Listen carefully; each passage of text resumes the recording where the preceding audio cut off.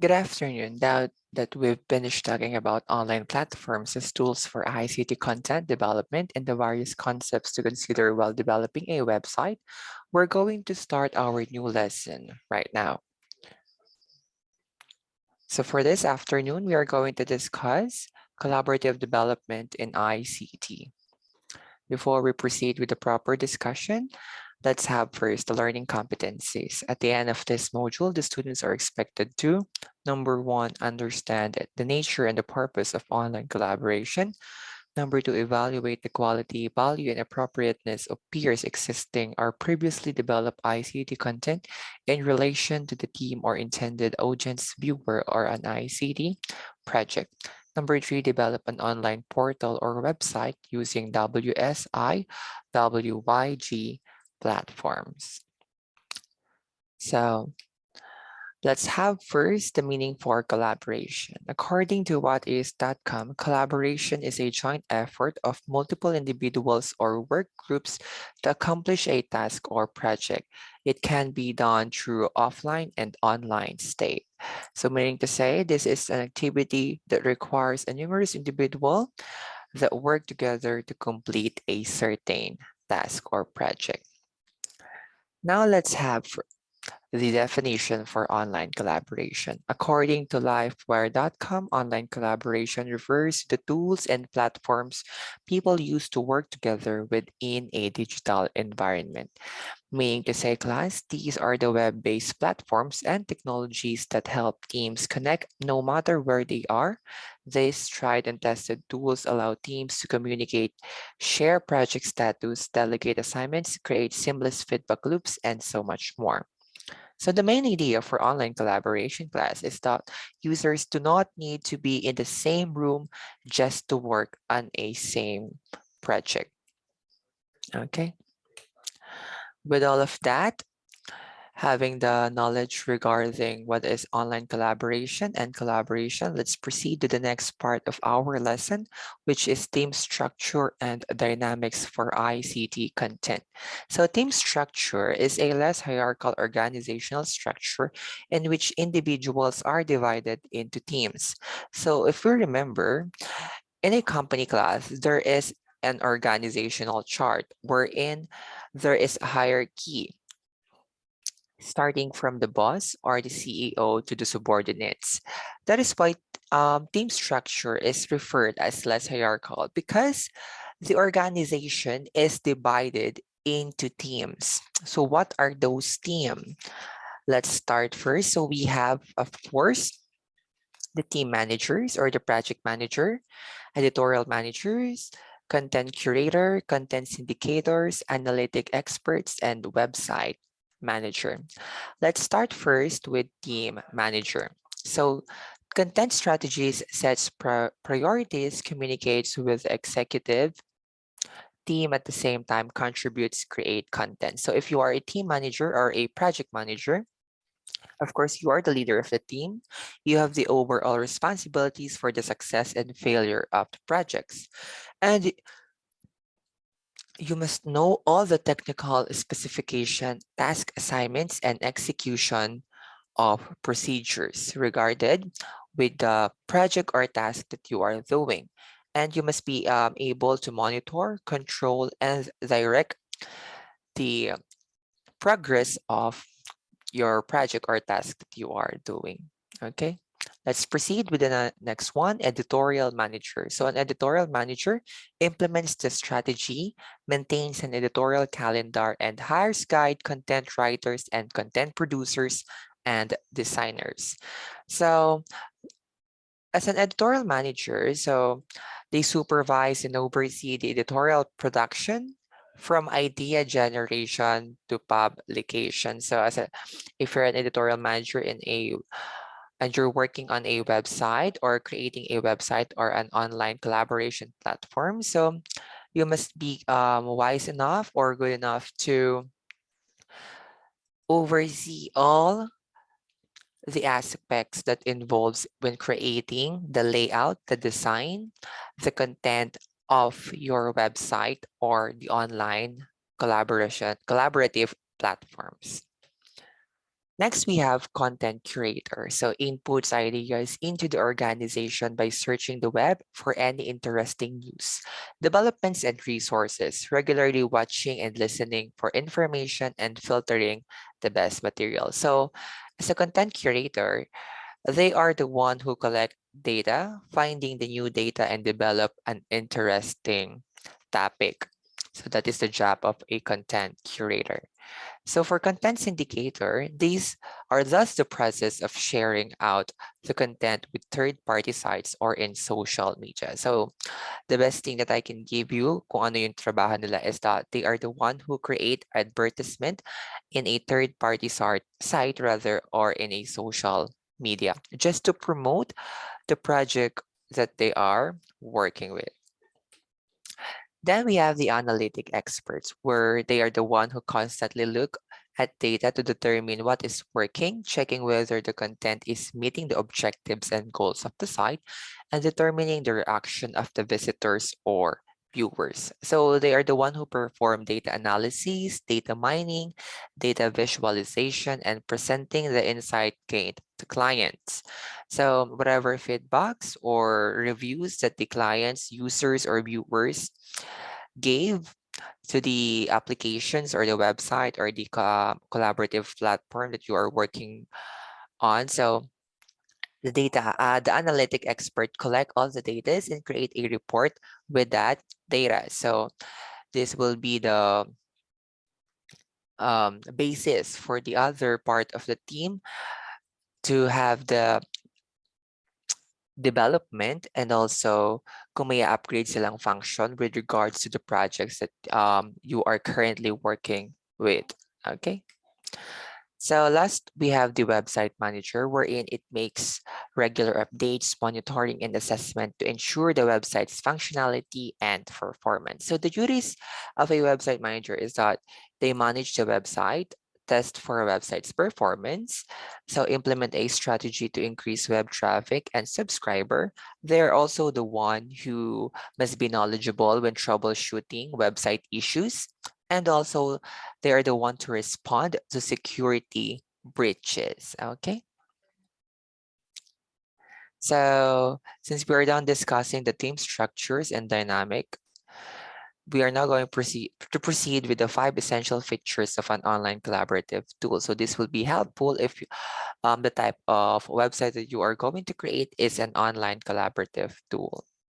So let's start first with easy and clean interface. So a good user interface is key to a great online collaboration tool application that are simple and intuitive and are much more easier to learn, to use, so you and your team would not have to waste time in long tutorials. So instead of using a lot of tools, why not use one that can serve the purpose of all other tools? So I have here an example. Let's try to watch this one. If you manage a team, you have to try Monday.com. Monday.com, all our projects, marketing, product development, because it's totally customizable, and that's something I couldn't find in any other management tool. Statuses, deadlines, which means more time for actual spreadsheets. It was a nightmare. Now we have a tool that's easy to use. It's given us the confidence to take on more data, get breakdowns of information, and see highlights from across departments. It gives a sense of every team you need to use Monday.com.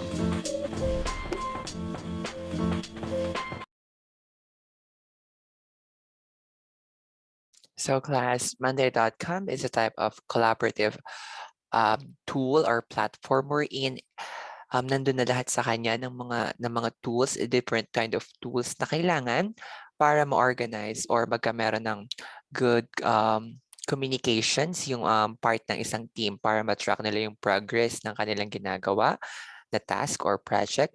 Same goes na makikita din nila dito yung mga data tabulated into sheets, graphs, and also yung mga messages galing sa mga higher ups na or sa mga bosses nila para malaman nila kung may mga bago bang pinapagawa yung bosses nila sa kanila. And also, like what I have said nga, matatrack nila yung kung alin yung hindi pa nagagawa, kung alin yung in progress, and kung ano yung done na project or task. That is Monday.com. Number two would be permission control. User needs to be able to easily add people to workspace and control what they are able to do in each workspace or document. This way, workspace managers can make sure that only those who are authorized to change documents to do so. So for permission control class, the best example that I can give you here is the Google Documents. So in Google Documents, you are allowed to add collaborators. You just need to send them the invite link and set them as a collaborator for your documents or for the document that you are working with. In that case, they will be allowed to edit or alter some informations with the document that you are currently doing. So that is permission control. Next, we have number three, file storage with document versioning. So not only do you want to be able to upload all documents related to a project onto your online collaboration tool, but you also need to be sure that all document versions are saved on the tool. This will make it easy to track the progress of a document, and if any past version need to be referenced, it is easy to do so. So the best example I can give you for file storage with document versioning is Google Drive, because Google Drive is not only an online storage application or software, it also allows you to edit a variety of different files. So example is Google Document, which is similar to Microsoft Word, and also Google Sheet, which is similar to Microsoft Excel, and Google Presentation, which is similar to Microsoft PowerPoint. So like what I have said, about when we are using a collaborative platform, the all of the essential tools must be put together and that certain applications or platforms so that the user can easily use or can easily navigate, and then kaya nilang tapusin yung isang project without actually leaving or opening another application or platform para lang magawa yung isang certain task. So dapat nandun na lahat sa application na yun or platform, lahat ng kinakailangang tools ng isang team to execute the project or task. Number four would be whiteboard. Whiteboards are very useful in a collaboration tool as they let team members communicate in a more informal way. It is also possible to host a virtual brainstorming session using a whiteboard so the flow of ideas never stop. So as you can see in the picture here, we have for whiteboards also it also supports rather virtual or video conference like as shown in the picture. So sa whiteboard, pwede na kayong mag-attach ng graphics, ng videos, and also ng mga charts, tabulated data para makita ng mga team nyo kung ano yung nakakontribute yung idea sa meeting na ginagawa nyo. Okay, let's watch this video to give you example of a collaboration tool under whiteboard. Okay, let's go back.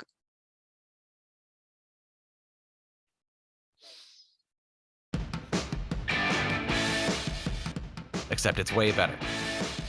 Because it lets this team and this team What's up, guys? Bonjour. on the same thing at the same time. C'est fou. But you can also do this and add some of these. And even turn this into this. And it's got all this other stuff. And so it's really easy to do this. Unless you're no Michelangelo, in which case you can do this. That's because it's part of G Suite, so you can pull in anything from any of these. Hey guys, I had this room reserved. And this is how you save your work. It saves automatically. Oh, right, it's in the cloud. This is how you pick up where you left off.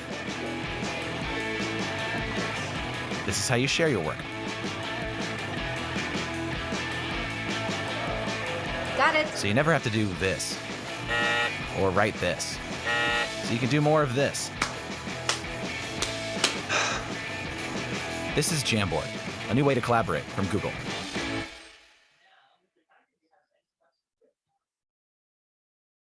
Okay, so that is an example of a whiteboard. As you can see, di ba, hindi lang siya nag-serve as a purpose for whiteboard. It is also connected into G Suite na kung saan nandun yung iba't ibang types ng tools like the Google Docs, Google Sheet, and Google Presentation.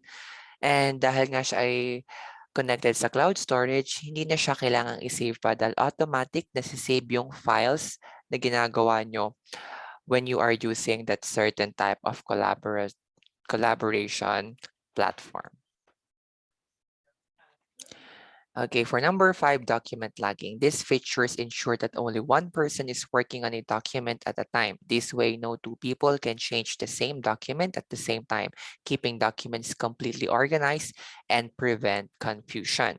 So, in connection with number 2, diba, we can share or let other people access or be a collaborator sa document or sa files na ginagawa natin. So for document locking naman, we can easily remove that collaborator or that set of people na ginawa nating collaborators para sa ating document kung gusto nating i-finalize yung ginagawa nating output.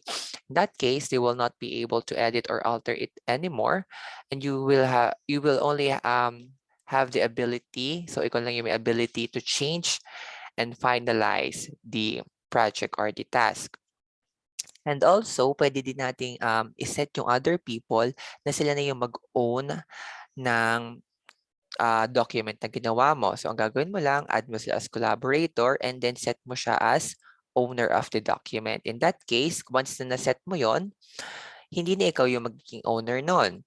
So, you cannot edit na or alter other information. And then, ang makapagbigay na lang ulit ng opportunity or not the opportunity, ang makapagbigay na lang ulit ng permission para ikaw ay makapag-edit for that certain document is yung ginawa mo ng bagong owner. So, i-add ka lang niya as collaborator, same process lang. Add ka niya as collaborator and then as an editor. Okay? So now we are going to proceed with common online collaborative tools. So we have the 5, Trello, Podio, Asana, Google Apps, and Yammer. So let's start first with Trello. Okay, so si Trello class,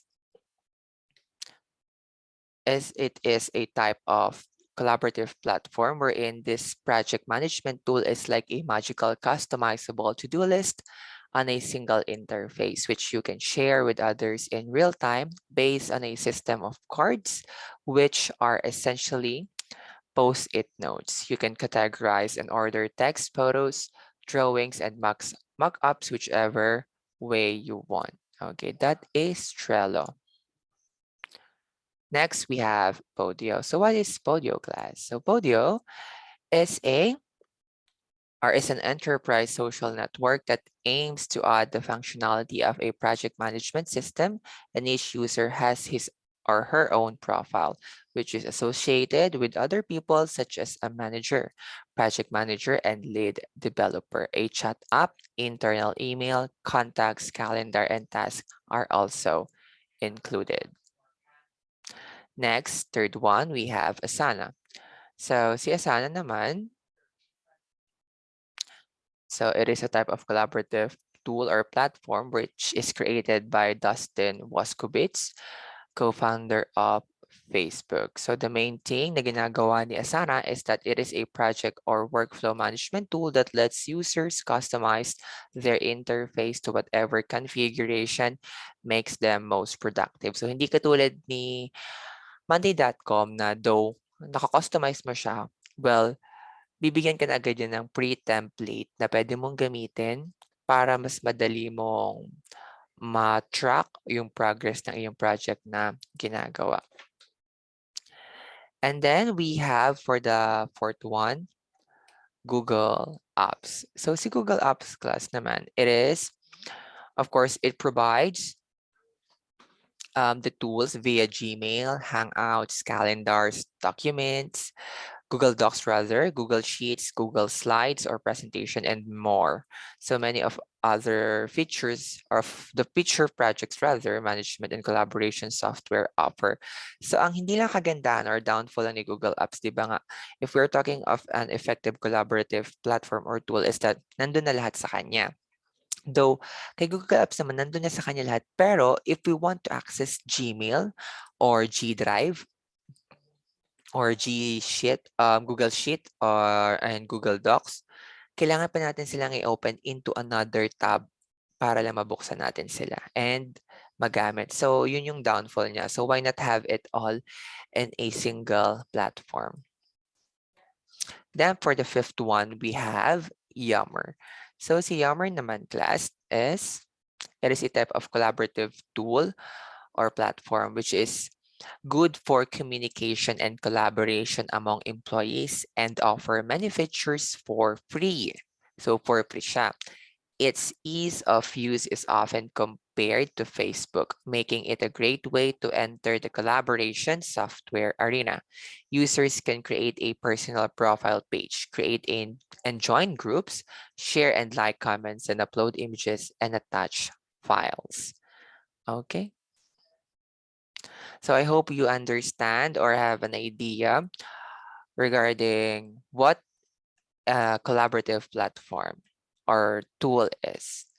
Now let's proceed to the last part of our lesson for this afternoon. We have the project management and ICT. Of course, we already discussed the different, what is collaboration and online collaboration, the team structure, the essential features that we need to know when creating or when using a collaborative tool, and also na-discuss na din natin yung example, 5 examples for collaborative tools. So ngayon, paano naman tayo magkakameron ng ating project management when it comes to creating or executing those tasks? So what is project management? So it refers to the discipline of using established processes, methods, knowledge, skills, and experiences to achieve the project objectives. It serves as the guide in planning, organizing, and implementing the goals of the project. Okay, so in project management phase, we have 4 phases. Number 1 would be defining project goals. Number 2 would be planning. Number 3, implementing. And number 4, closure, which is the end of the project management. Let's start first with defining project goals. So the main task in this phase is to set clear project goals and objectives that are SMART, meaning to say specific, measurable, attractive, realistic, and time-bound. So we use attractive instead of attainable because we are going to create a website or a platform wherein it should be attractive for the users and viewer. So before we proceed with the planning stage, of course, kailangan muna natin magkameron ng objective. So ano ba yung goals na gusto natin na ma-achieve, gusto nating ma-achieve kapag gagawin natin yung project na to or ang isang task na ito? Like yung paggawa nyo nga ng website, ano ba yung goal nyo? Why you are creating that website? What is the purpose of that website? Okay, so attainable ba siya? Okay, so specific ba siya? Measurable ba siya? Realistic? Attractive ba siya? And time-bound. So yun yung creating or defining project goals. After na magkameron tayo ng objectives or goals para sa ating gagawing project or task, of course, kailangan na natin mag-plan. So we have planning. The successful implementation and closure of a project depend on the kind of planning that underwent prior to its beginning. Action items, desired results, and how to achieve them must be clearly defined from the beginning of the project all the way to the end. So ang plan natin, hindi pwede class na we're going to plan for the first part muna, and then after nun, matapos natin yung first part, second part naman. So dapat, ang plan na natin is properly laid out na rather, from start up to the end.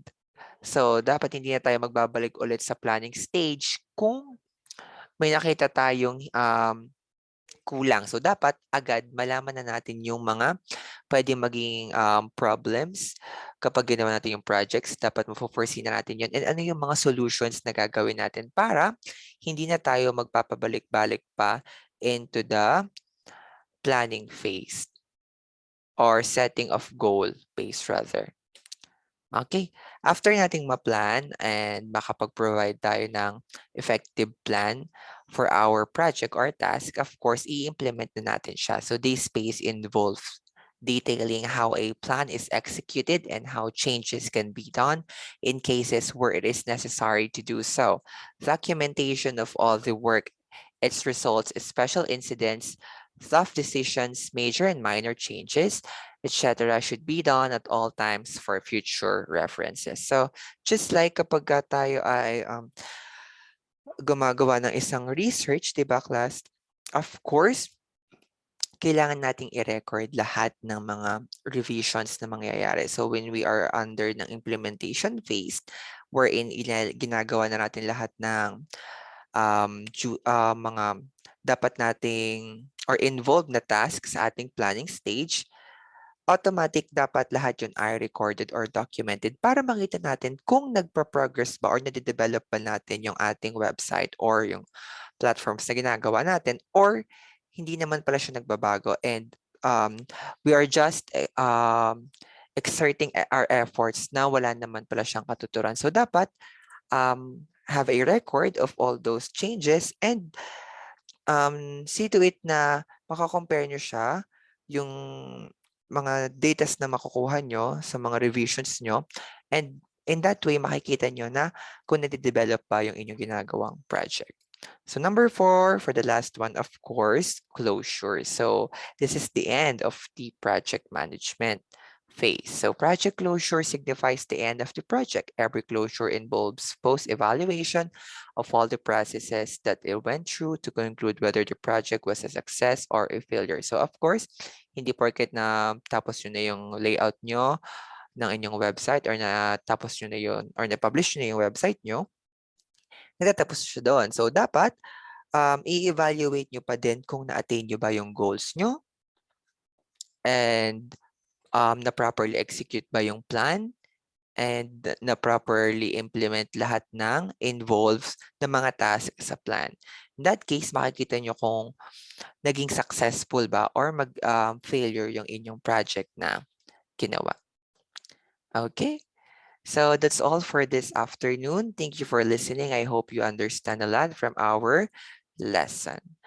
I'll see you next week, and I'm hoping that you will try to not try but create your website description for the minute task.